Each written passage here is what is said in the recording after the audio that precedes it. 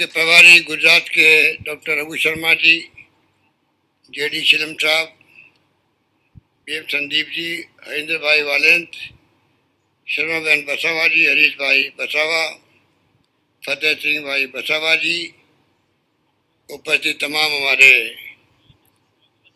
बुजुर्गों, भाई और बहनों, नौजवान साथियों, आपसे माफ़ी चाहेंगे क्योंकि हेलीकॉप्टर में जब आते हैं तो तकलीफ भी होती है, टाइम पे उसको उड़ना पड़ता है, इसलिए मजबूरी में मुझे पहले बोलना पड़ रहा है। फिर खड़गे साहब को आप सुनेंगे, इसलिए मैं खाली आपको इतना ही निवेदन करना चाहूँगा कि मुझे खुशी है कि आप सब इतनी बड़ी तादाद में यहाँ पधारे हो।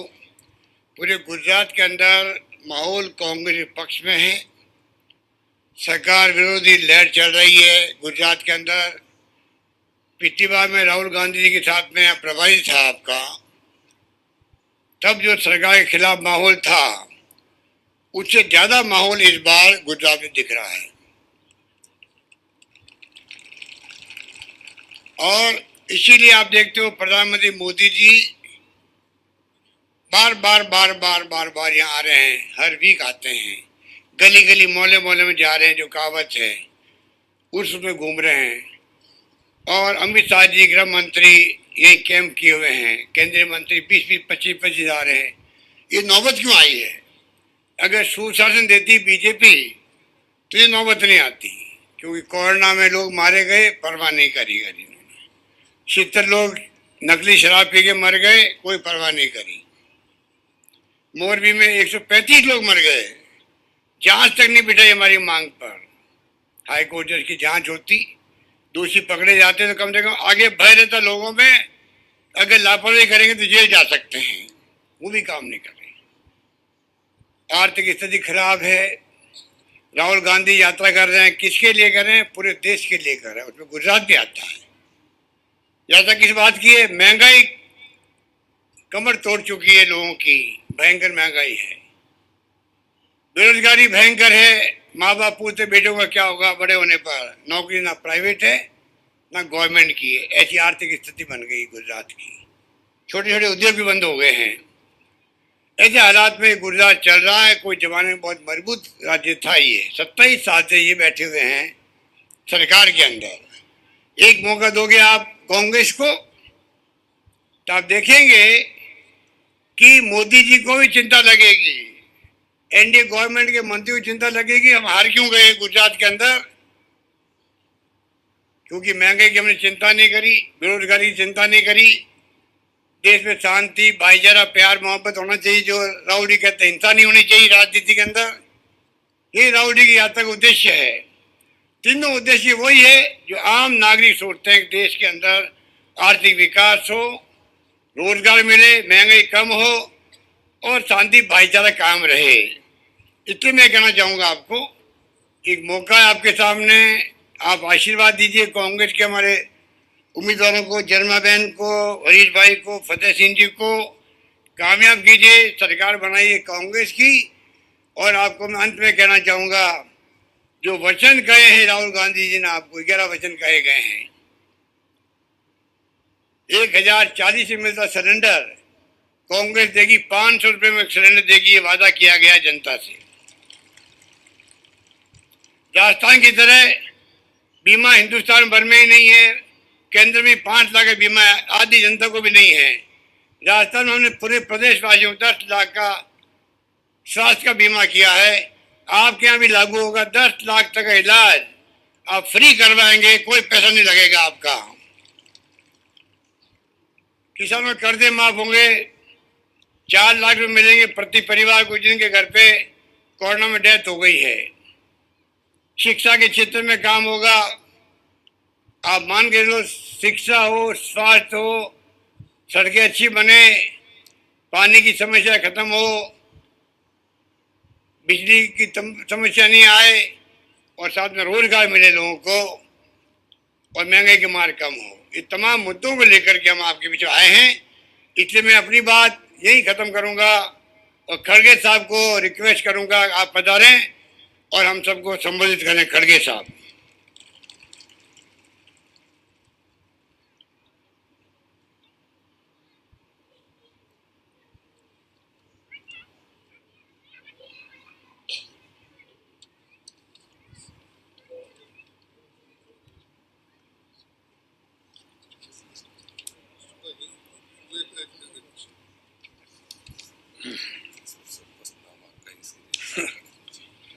रखिए।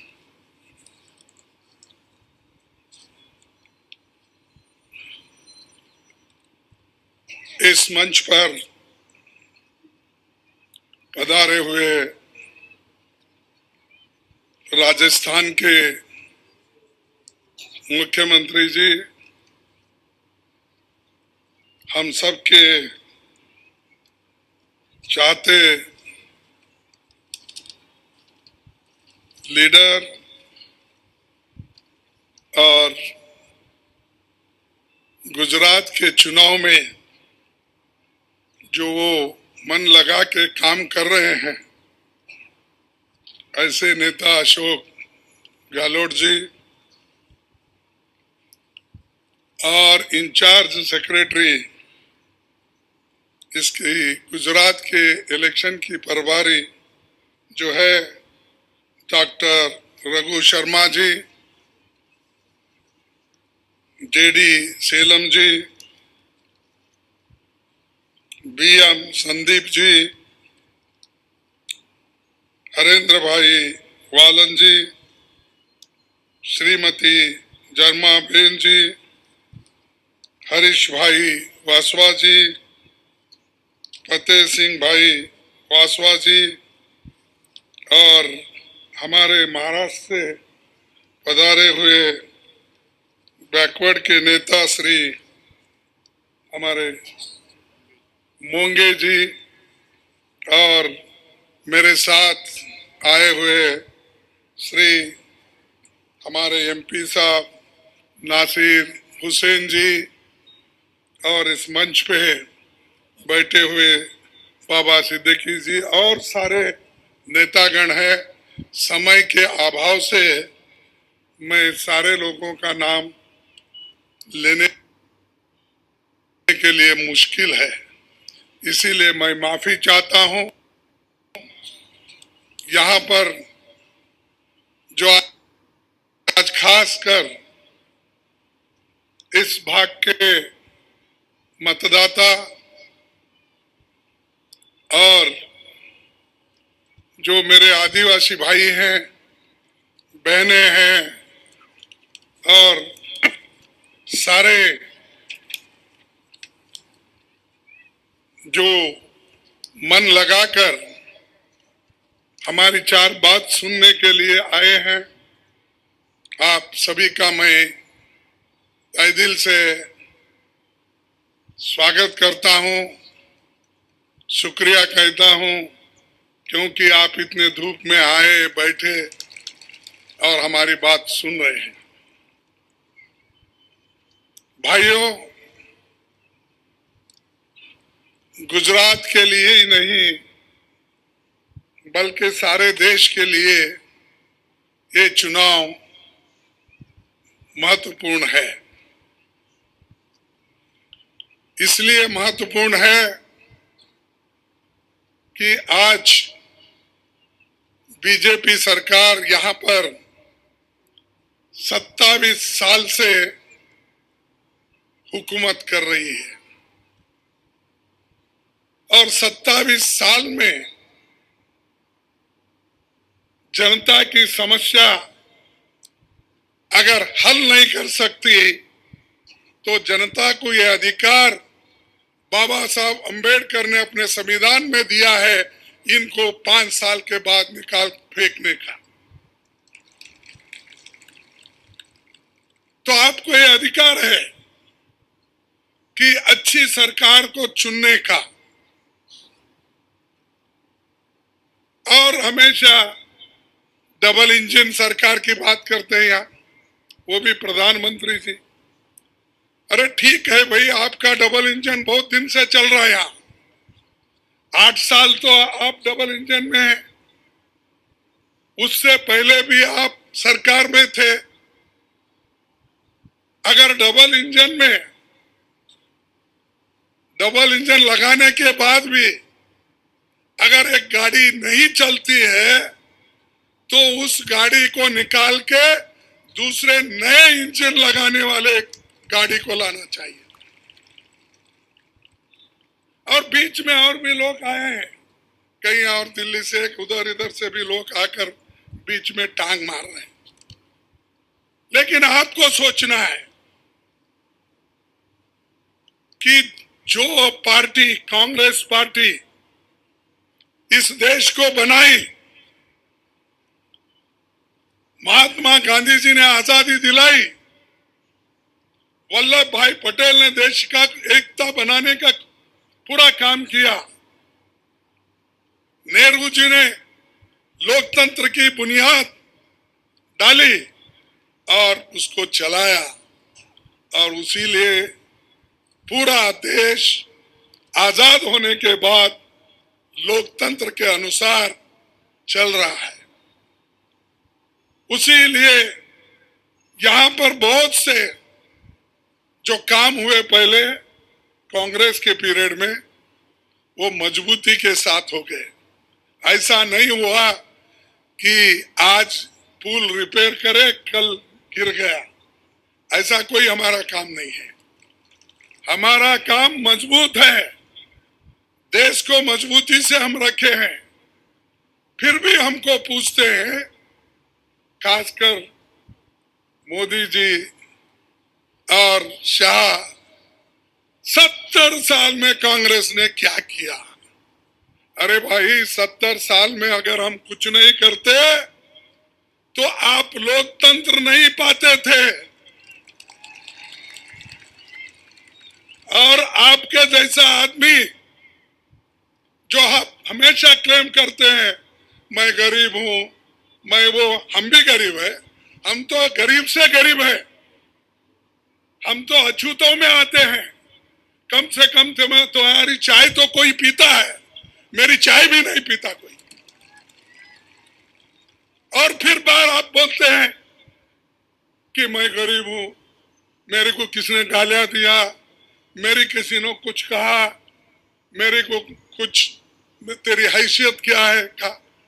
अरे ऐसे बात कह कह के अगर आप सिंपैथी जमाने की कोशिश करें तो लोग अब होशियार हो गए, उतने बेवकूफ नहीं है। एक बात चलती है, एक बार अगर झूठ बोलेंगे लोग सुन लेंगे, 2 बार भी बोलेंगे तो भी सुन लेंगे। कितने बार झूठ बोलेंगे? झूठ पर झूठ, ये झूठों के सरदार है। और ऊपर से बोलते हैं ये लोग देश को लूटे कांग्रेस वाले। अरे आप तो लूट रहे हैं, गरीबों के जमीन लूट रहे हैं, आदिवासियों को जमीन नहीं दे रहे हैं। जमीन, पानी और जंगल, उसको खत्म करने वाले कौन है?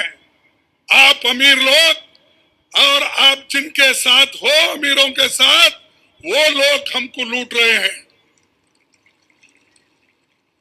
पहले उनको बोलिए। और इस देश में चंद लोग, 134 लोगों के पास इस साल 30 लाख की आमदनी बढ़ी है। 134 लाख। अब आप 84% लोगों का देखिए, कहां है वो लोग? उनकी कोई आमदनी नहीं है, 27, 30, 40 ऐसा कुछ, और कुछ ना कुछ बोलते हैं।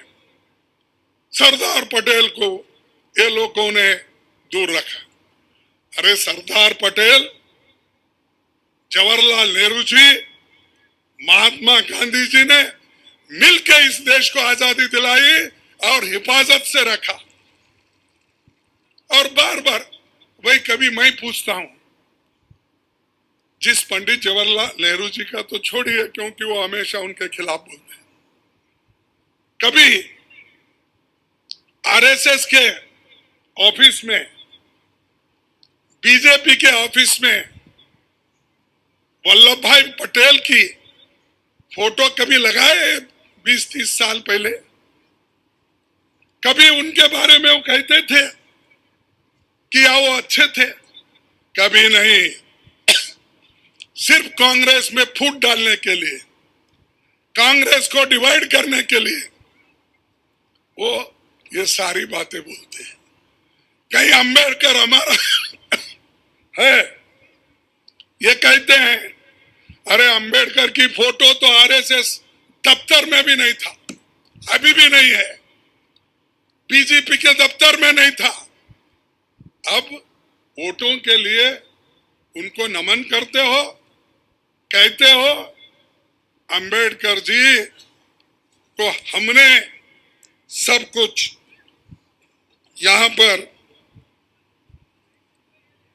क्या है, हाँ, अंबेडकर जी को ये कभी नहीं चाहे, उल्टा हमेशा उनका खिलाफ काम करने वाले वो हमको आज बोल रहे हैं कि बाबा साहब अंबेडकर के बारे में, वल्लभ भाई पटेल के बारे में,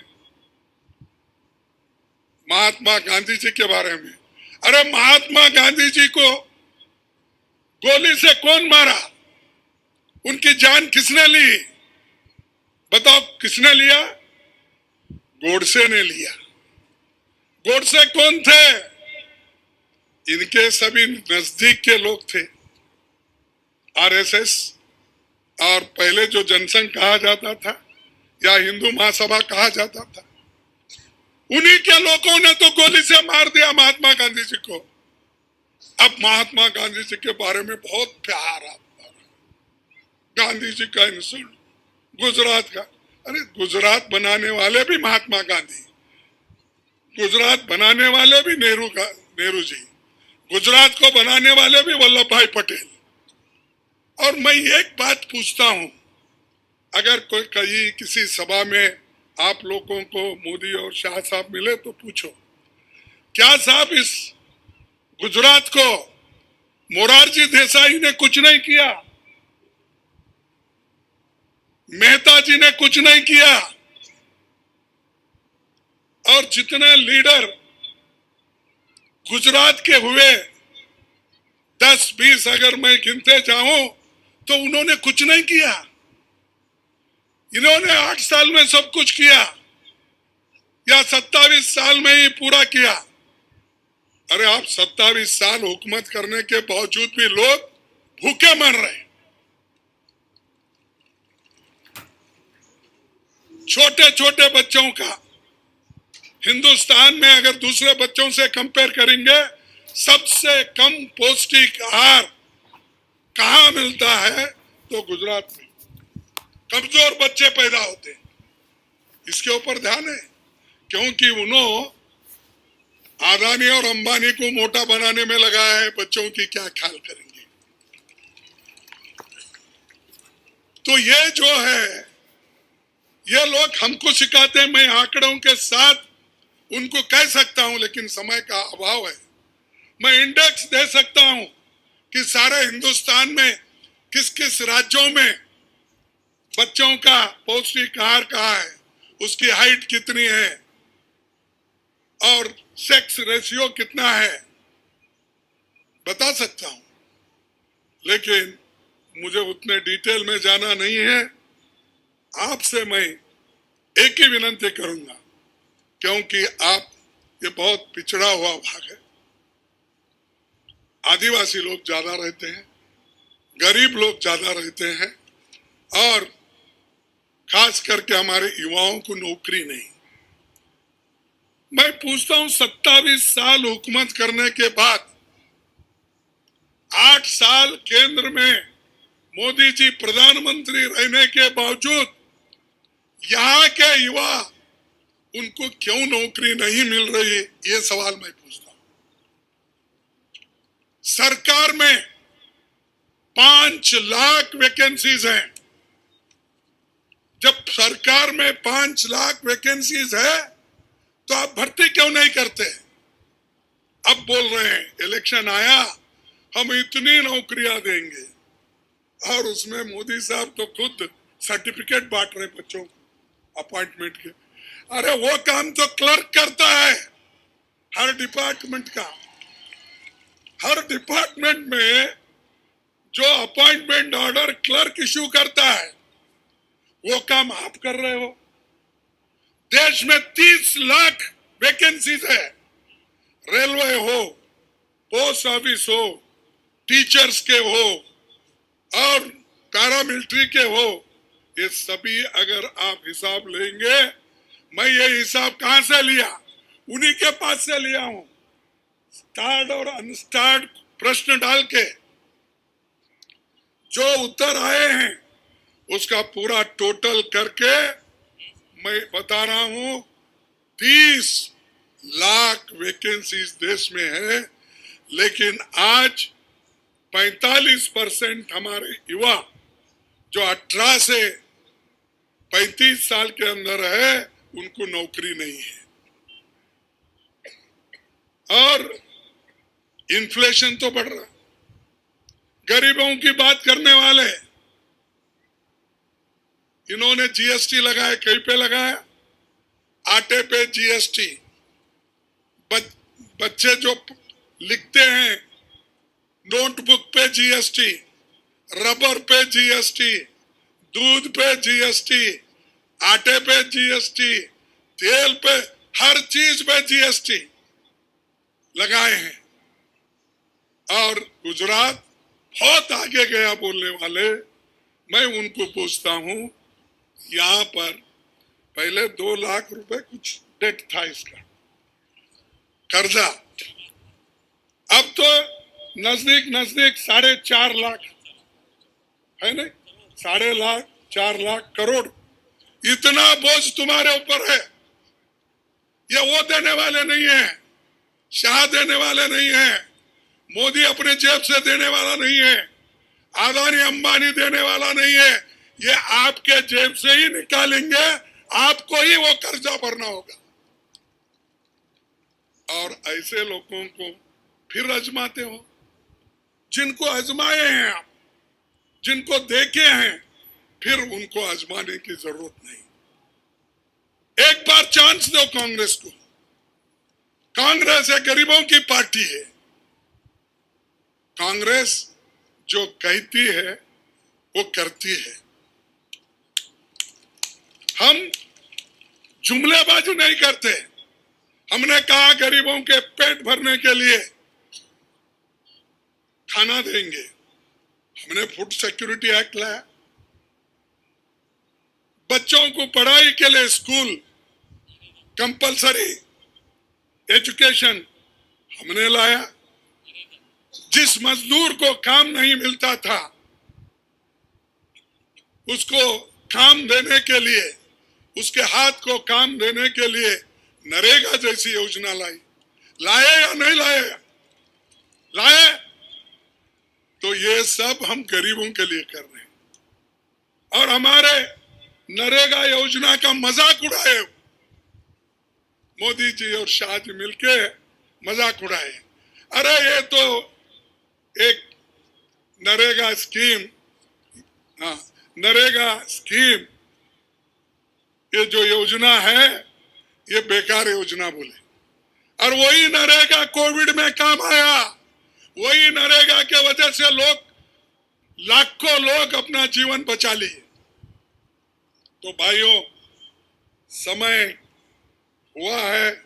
शर्मा साहब मेरे पीछे बैठे हैं, मेरे शर्ट खींचने का बाकी एक ही है, तो इसीलिए मैं ये आपसे बात करूंगा।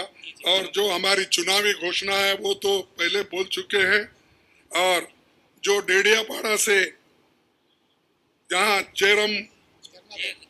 जर्मा बेन यहाँ पर कैंडिडेट हैं, और नर्मदा से हरीश वसावा और जगाड़िया से फतेह सिंह को आप अपना अमूल्य मत दो। हाँ, सभी लोग, क्या हमारे पास पहले कहावत थी 78 में, न जात पर न पात पर, मोर लगाओ हाथ पर। बस आप सभी लोग हाथ को वोट दो, हमारे कैंडिडेट्स को जिताओ। आप सबको मेरा नमस्कार, धन्यवाद।